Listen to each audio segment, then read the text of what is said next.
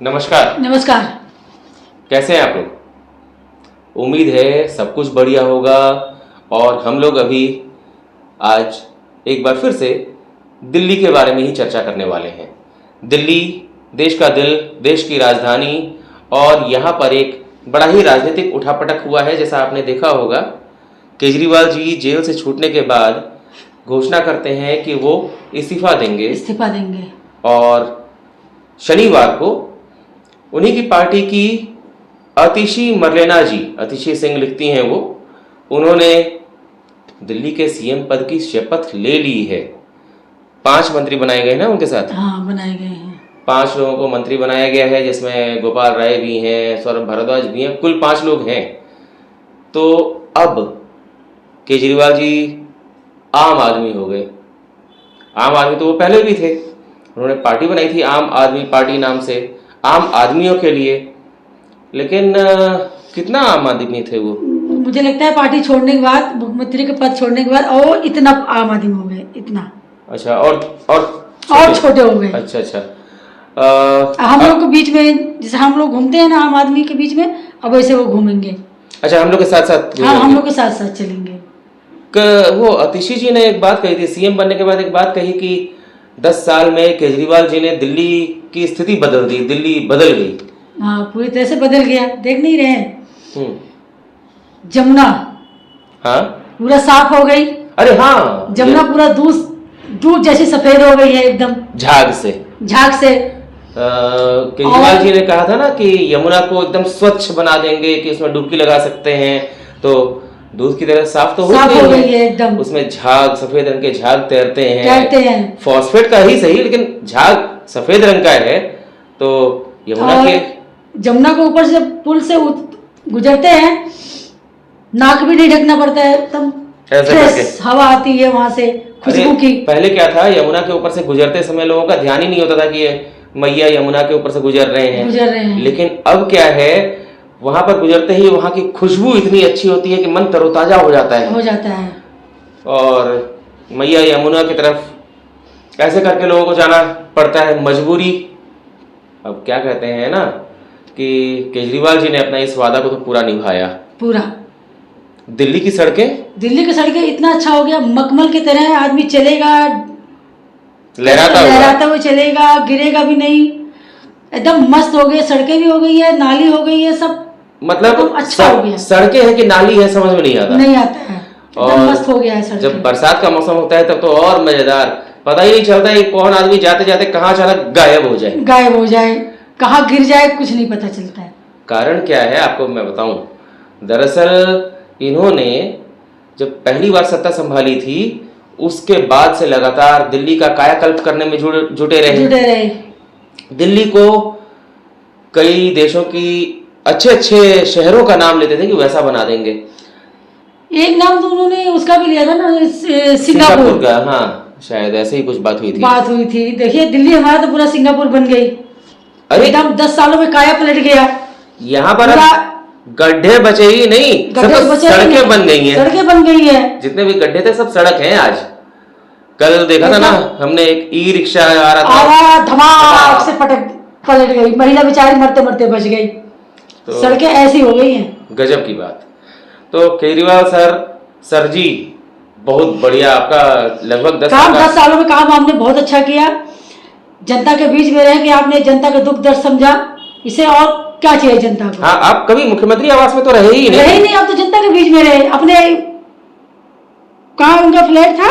कौशाम्बी में फ्लैट है। आप तो जनता के बीच में फ्लैट भी छोड़ दिया उन्होंने ना। अच्छा, फिर रोड में रह रहे हैं क्या?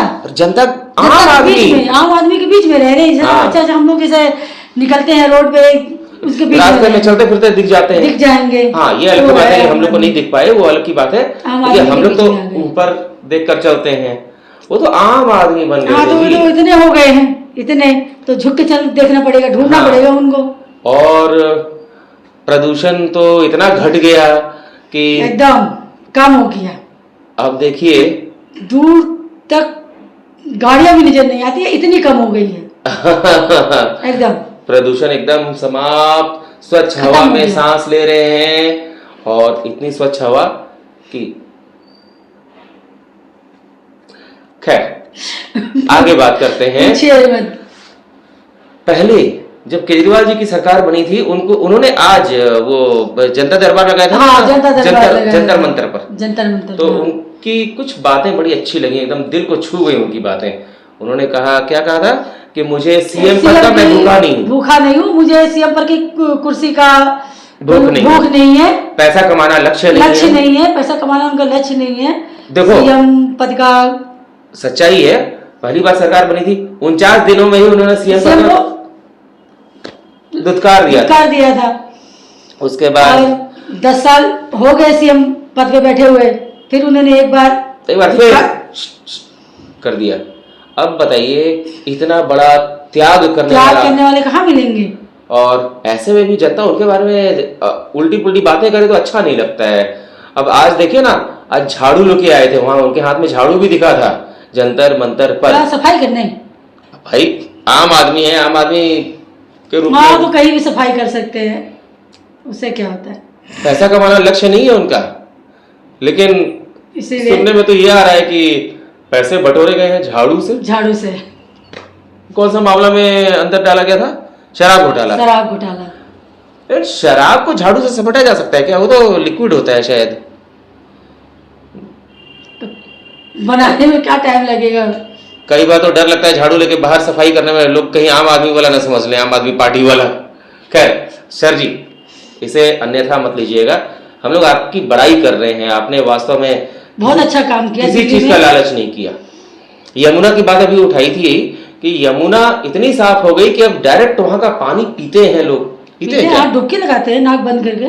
अच्छा, और प्यासे जरूर रह जाते हैं लोग, गर्मी का मौसम आता है, पानी नहीं मिलती है, कतारों लाइन में खड़े रहते हैं। और जो सप्लाई वाला पानी आता है वो कितना साफ होता है वो तो सबको पता है। दरअसल किसी माफिया से सांठगांठ तो नहीं है ना? नहीं देखिए, आप बता दीजिए हमें, हम लोग किसी को बताएंगे नहीं कि कहीं ऐसा तो नहीं कि जल माफिया के साथ सांठगांठ हो। नहीं बताएंगे नहीं भाई, किसी को बताना नहीं, एकदम नहीं। और सड़कों की हालत देखकर तो लगता है कि सारा जल सड़कों के गड्ढे में घुस जा रहा है, पता ही नहीं चल रहा है कि नाली है कि सड़क है। इतना मस्त सड़क और है। सड़क में गड्ढे हैं या गड्ढों में सड़कें हैं, ये समझ नहीं आता। लेकिन हाँ, दिल्ली में कूड़ा का जब बोलबाला हुआ, देखिए ना, ये कौन सी जगह है? गाजीपुर रोड। सड़कें देखिए, एकदम खुशबूदार सड़कें, जहाँ कूड़ा के भंडार भरे रहते हैं। अरे कितना 10 सालों में काम किया उन्होंने। चलो तो ऐसे नाक बंद कर लो भैया, उसको कूड़ा थोड़ी कहते हैं। खुशबू इतनी ज्यादा होती है। वो तो पहाड़ है पूरा।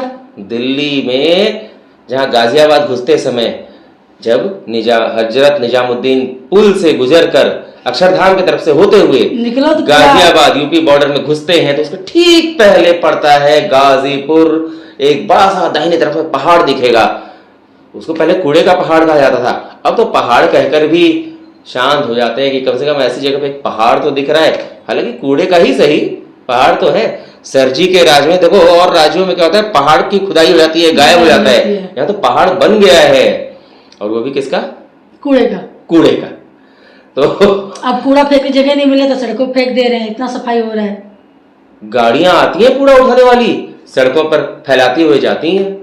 सर जी गजब, मजा आ गया आपके 10 सालों में तो बहुत अच्छा काम किया, और प्रदूषण के मामले में भी अच्छा काम किया है। पहले दिल्ली में पटाखे फूटते थे, अब तो पटाखों पर बैन लग जाता है। कितना अच्छा काम किया, बच्चों की खुशियां छीन लिया आपने। सांसों पर पहरा। अब कुछ समय बाद जैसे ठंड की शुरुआत होगी, लोग घर से निकलने में डरेंगे प्रदूषण के कारण। लेकिन क्या कहें सर जी, आप तो क्या, आपकी बड़ाई में कसीदे पढ़ पढ़ के हम लोग थक जाएंगे। किताबें कई पूरी हो जाएंगी। एक किताब लिखी थी किसी पत्रकार ने, द एक्सीडेंटल प्राइम मिनिस्टर। तो आपके लिए क्या एक्सीडेंटल चीफ मिनिस्टर लिखना ठीक रहेगा कि प्लान्ड चीफ मिनिस्टर कहा जाएगा?